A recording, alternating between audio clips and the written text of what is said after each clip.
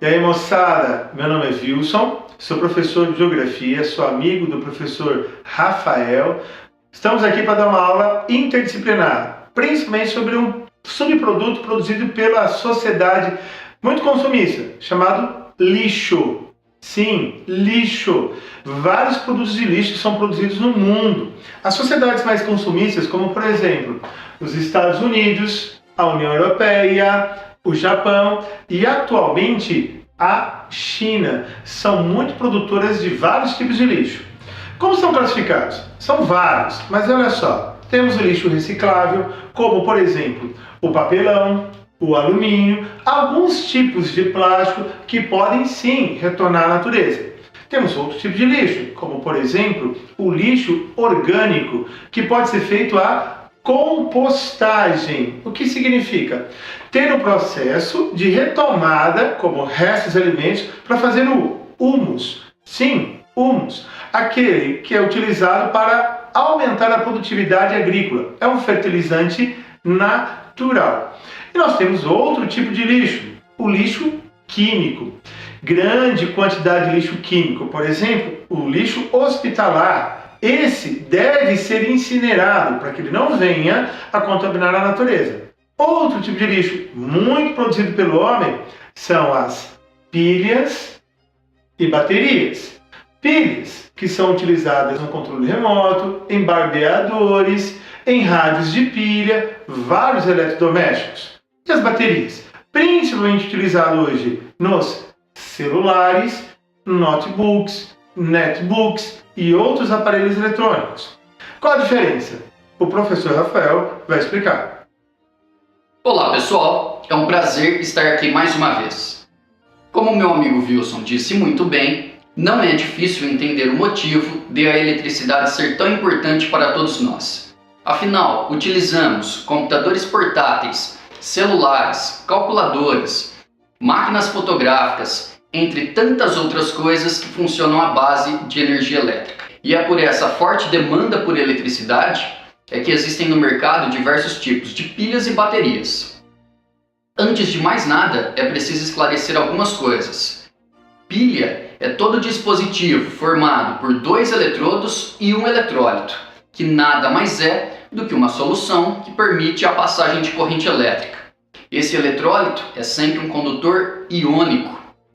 Já uma bateria é uma associação de pilhas agrupadas em série ou em paralelo.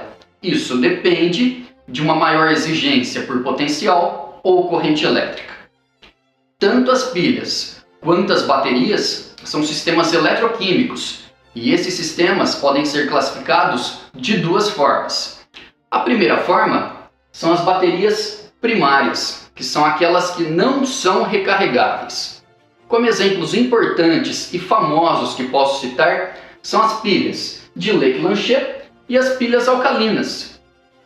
As pilhas de Lake-Lanché, elas são constituídas por zinco e dióxido de manganês.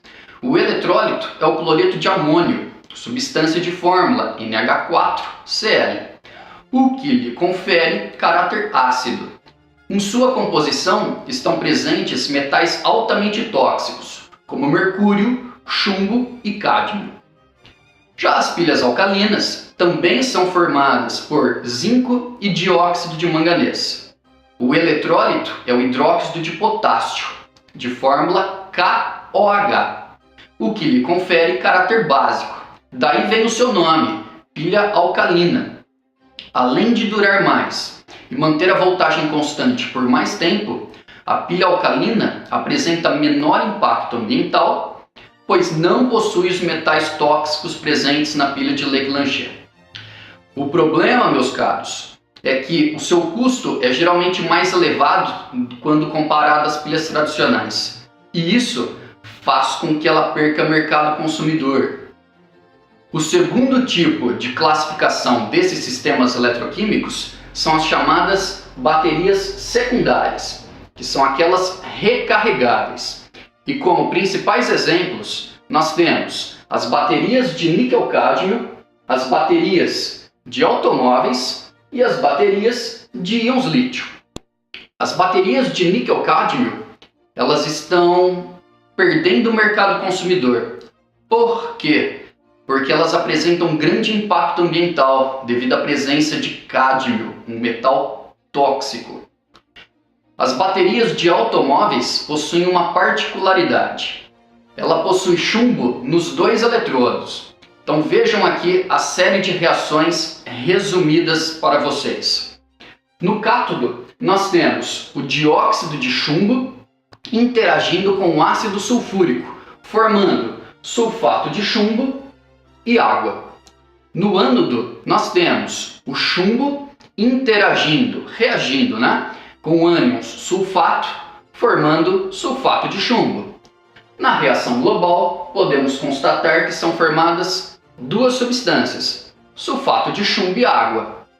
Com isso, vocês podem perceber que o ácido sulfúrico vai sendo consumido durante o processo, o que causa uma diminuição na densidade da solução. É por isso que é possível testar a carga de uma bateria através de um aparelho chamado densímetro. As baterias de íons lítio, elas estão ganhando cada vez mais o mercado consumidor.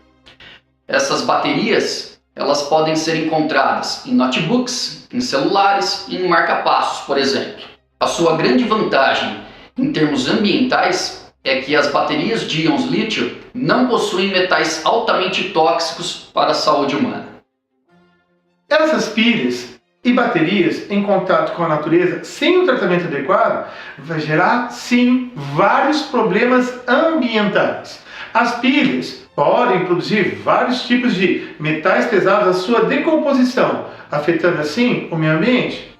E hoje se fala muito sobre o lítio, um mineral utilizado para as baterias com maior duração, onde nós temos a maior reserva, na Bolívia. Esse país vizinho, que hoje pode ser, ou será no futuro próximo, um grande produtor de uma energia mais limpa. Eu disse mais limpa, porque se não corretamente utilizado, ou seja, se esse lítio ainda estiver na bateria, ela pode provocar danos. Eis o grande impasse, porque quase todos nós descartamos aparelhos eletrônicos sem ter a bateria totalmente arriada, ou seja, sem ter a sua energia totalmente descartada, descarregada. Nós temos aí um problema sério. O que fazer com a sociedade que consome muito e não sabe exatamente o caminho a ser tomado do lixo produzido? Como vocês puderam ver, algumas pilhas e baterias podem conter em sua composição metais altamente tóxicos, como mercúrio, chumbo e cádmio. Portanto, elas representam grande risco à saúde e ao meio ambiente. Elas jamais devem ser queimadas ou jogadas a céu aberto, rios, praias, esgotos, enfim.